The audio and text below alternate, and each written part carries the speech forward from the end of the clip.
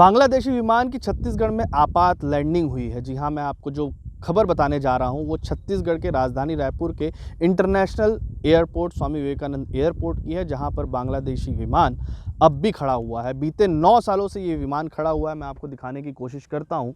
ये जो विमान है बांग्लादेश से ये विमान चला था और उसके बाद इसकी आपात लैंडिंग जो थी वो छत्तीसगढ़ में राजधानी रायपुर के जो एयरपोर्ट है वहाँ पर देखने को मिली थी। और ख़ास बात यही है कि जब ये विमान चला था तब इसमें 174 यात्री सवार थे। हालांकि सभी सुरक्षित थे। इसके इंजन फेल की बात सामने आई थी, लेकिन उसके बाद से इस विमान को बनाने की जो कोशिश है, कवायद है, वो बांग्लादेश की तरफ से 2-3 बार यहाँ पर लोग आए, इस विमान को बनाने की कोशिश भी की गई, लेकिन किसी कारण से ये विमान पूरी तरीके से ठीक नहीं हो पाया और उसके बाद इसे ले जाया नहीं जा सका। आज ये परिस्थिति है कि इस विमान को खड़े यहाँ पर 9 साल हो गया है और स्टेट हैंगर यानी कि इस जगह पर उसको खड़े हुए, और जो किराया इसका लग रहा है वो करीब 3 से 4 करोड़ रुपए तक का किराया अब तक इस विमान का यहाँ पर हो चुका है। साथ ही साथ क्योंकि इसकी कोई व्यवस्थित अभी तक कोई भी कार्रवाई नहीं की जा सकी है कानूनी पेचीदगियों की वजह से, अंतर्राष्ट्रीय विमान की वजह से, और यही वजह है कि ये विमान जब से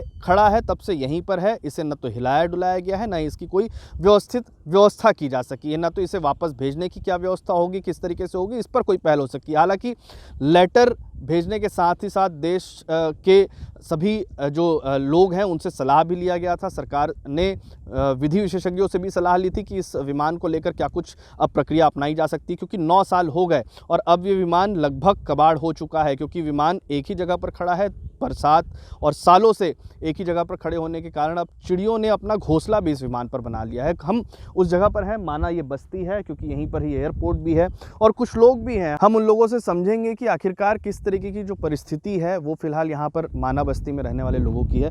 दादा, पहले तो ये बताइए कि विमान कब से खड़ा हुआ है, कब से देख रहे हैं आप लोग इसे? ये करीब 9 साल, ये आपका 5 अगस्त 2015 को आपात लैंडिंग हुआ था और उसके बाद से अभी तक यहीं पर खड़ा हुआ है। यहीं पर खड़ा हुआ है। हाँ, जिनका पैसा कुछ बकाया था, ये मतलब जिनका पैसा चुका नहीं पा रहा है बांग्लादेश, तो तब से यहीं पर है। अब इसका कोई बांग्लादेश की कुछ जिम्मेदारी होती है कि अपना सामान ले जाए। आप लोग भी एक समय पर बंगाल से यहाँ पर आए हुए थे, पूर्वज यहाँ पर आए हुए थे, रिफ्यूजी के तौर पर आप लोग यहाँ पर रह रहे हैं। क्या कुछ परिस्थितियाँ उस दौरान थी जब आप लोग वहाँ से यहाँ पर पहुँचे थे? उस समय हिंदुओं को काफ़ी प्रताड़ित किया जा रहा था। उस समय ये आपका बात होगा 1964 की बात होगा। तब हमारे यहाँ काफ़ी सारे रेफ्यूजी भी आए थे। तब से हम यहाँ पर वास कर रहे हैं, कम से कम 70 साल हो चुका है। अभी की परिस्थितियाँ जो बांग्लादेश की है, अभी भी जिस तरीके से वहाँ पर स्थितियाँ बन रही है, आपको लगता है कि ये सब तमाम जो परिस्थितियाँ हैं उस पर कहीं ना कहीं कंट्रोल होना चाहिए? और क्यों बार बार यहाँ वहाँ ऐसी स्थिति होती है?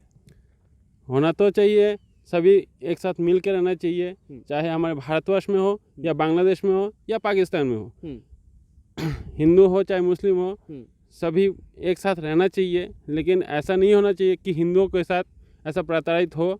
तो भारत सरकार से मेरा गुजारिश है, निवेदन है कि सख्त कदम उठाए कि हिंदुओं को सेफ और सुरक्षित रखे। बिल्कुल सुरक्षित रखना चाहिए। दादा, आप लोग भी आए थे, कितनी वहाँ पर ज़मीनें आप लोग अपनी घर छोड़कर आ गए? अपने बाप लोग बोलते थे, मैं नहीं जानता, मेरा पैदाश यहीं का है, मेरा पैदाश यहीं का है। मेरे बाप लोग बोलते इतना जगह था, इतना जगह था, तो वो जगह इतना अपने को नहीं है। जो भी बसाया भगवान की दुआ से अच्छी है।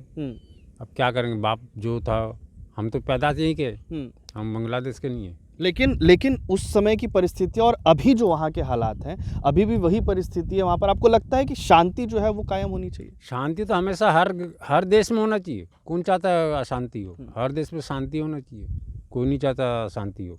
बिल्कुल, लोग भी नहीं चाहते। यही सबसे बड़ी वजह है कि चाहे वो बांग्लादेश के रहने वाले हो, पाकिस्तान के रहने वाले हो, या फिर अन्य देशों की भी अगर हम बात कर ले, जहाँ पर भी इस तरीके की परिस्थितियाँ होती हैं, वो परिस्थिति में लोग जो रिफ्यूजी हैं वो भी यही कह रहे हैं और आम जनता भी यही कह रही है। फिलहाल इस बांग्लादेशी विमान का क्या होगा, बांग्लादेश में अब क्या होगा, ये तमाम ऐसी बातें हैं, ऐसे सवाल हैं जिनके जवाब पूरा देश न केवल भारत देश बल्कि पूरी दुनिया की निगाहें टिकी हुई है कि आखिरकार इन तमाम विषयों पर आखिर कब इस पर प्रश्न चिन्ह जो है वो खत्म होगा, कब वहाँ पर शांति बहाल हो पाएगी और जिस तरीके की व्यवस्थाएं या कहें कि अव्यवस्थाएं वहाँ पर फैली हुई हैं उस पर कंट्रोल किस तरीके से लगाया जाएगा। ये तमाम ऐसे सवाल है बांग्लादेश को लेकर जो हर जनता के मन में है और ये बांग्लादेश विमान अब इसका क्या होगा, ये भी एक बड़ा प्रश्नवाचक चिन्ह है। ये भी एक बड़ी परेशानी का सबब बना हुआ है कि इस विमान की न तो रख रखाव ठीक से किया जा रहा है, न तो इसका कोई उपयोग हो पा रहा है। फिलहाल देश में बांग्लादेश का एक विमान है, लेकिन बांग्लादेश के लोग क्या हैं,